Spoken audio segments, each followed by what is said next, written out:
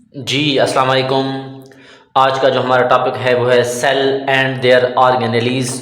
बहुत ही आसान और सिंपल सा टॉपिक है और इंतहाई इजी टॉपिक है। तो सबसे पहले हम बात करते हैं कि मुख्तलिफ मैक्रोमालिक्यूल्स और माइक्रो मालिक्यूल्स, मतलब कि ऐसे मालिक्यूल्स जिनका मालिकुलर वेट ज़्यादा होता है उनको हम मैक्रो मालिक्यूल्स कहते हैं, और जिनका मालिकुलर वेट कम होता है उनको हम माइक्रो मालिक्यूल्स कहते हैं। और ये मैक्रो मालिक्यूल्स और माइक्रो मालिक्यूल्स आपस में कंबाइन होते हैं एक मखसूस अंदाज में, और वो सेल को और उनके ऑर्गेनेलीज को बना देते हैं। अब अगर हम बात करते हैं कि सेल क्या है और ऑर्गेनेलीज क्या हैं, तो सेल की डेफिनेशन देखें या सेल है क्या, तो इसे हम नाम दे देते हैं कि they are called as unit of life, मतलब कि सेल को यूनिट ऑफ लाइफ का नाम दिया जाता है।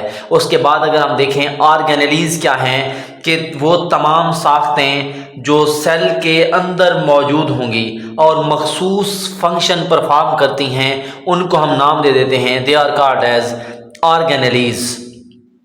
अब ऑर्गेनेलीज की एग्जांपल जो है वो है mitochondria, ribosome, Golgi apparatus, Golgi bodies, endoplasmic reticulum, मतलब काफ़ी सारी हैं जो कि सेल्स के अंदर पाई जाती हैं साख्तें। इन साख्तों को हम क्या नाम दे देते हैं, they are called as organelles. इसी तरह अगर हम बात करते हैं कि ऑर्गेनिज्म, मतलब कि जानदारों की टाइप्स कितनी हैं या कौन कौन सी हैं, किस चीज़ के लिहाज से, नंबर ऑफ सेल्स के लिहाज से, तो वो कुछ मतलब कि वो तीन हैं जो कि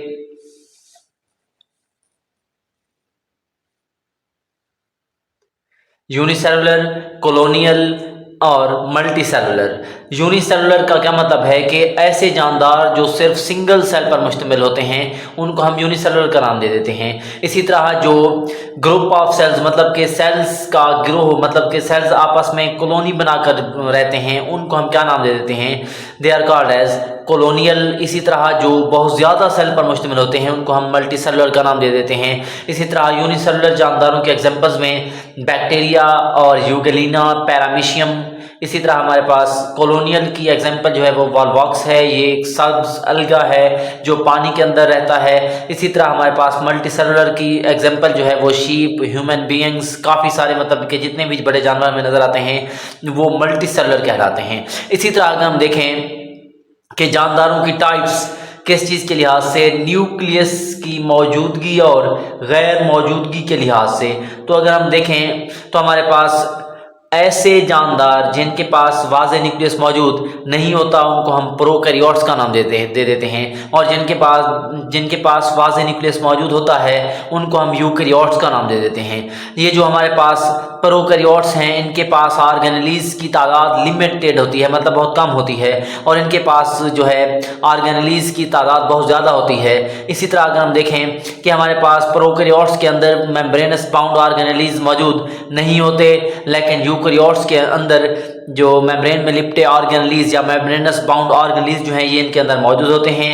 इसी तरह अगर हम एग्जाम्पल्स देखें मेम्ब्रेनस में लिपटे ऑर्गेनेलीज जो हैं उनके बगैर, मतलब जिनके इर्द गिर्द मेम्ब्रेन लिपटी हुई नहीं होती या मेम्ब्रेन के अंदर लिपटे हुए नहीं होते, उनके एग्जांपल जो है वो राइबोसोम्स हैं। और मेम्ब्रेन के अंदर जो लिपटे हुए हैं उनके एग्जांपल में क्लोरोप्लास्ट आ जाता है, माइटोकॉन्ड्रिया आ जाता है।